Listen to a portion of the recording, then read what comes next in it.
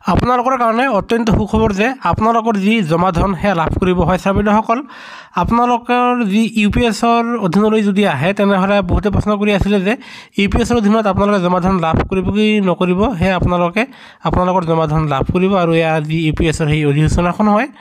আৰু এয়া চাব পেঞ্চন নিধি বিনিময়ক আৰু বিকাশ পঞ্জীকৰণ অধিসূচনাখন আমি আপোনালোকক দেখুৱাইছোঁ।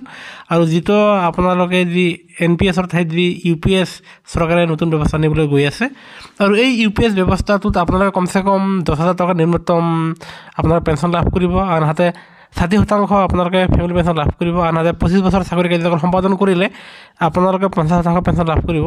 এই ক্ষেত্ৰত আপোনালোকৰ আটাইতকৈ ডাঙৰ প্ৰশ্নটো আছিল যে আমাৰ যিমান জমা ধন হ'ব সেই জমা ধনখিনি আমি লাভ কৰিম কি নকৰিম, আৰু সেই সম্বন্ধে ইয়াতে উত্তৰটো দিয়া আছে আপোনালোকে চাব।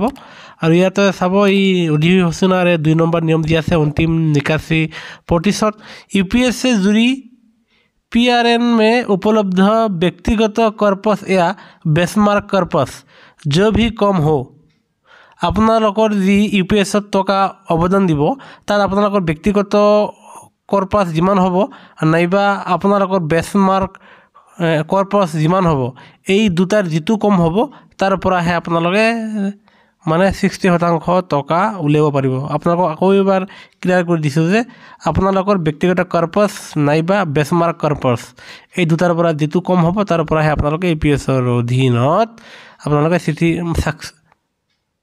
60% টকা উলিয়াব পাৰিব।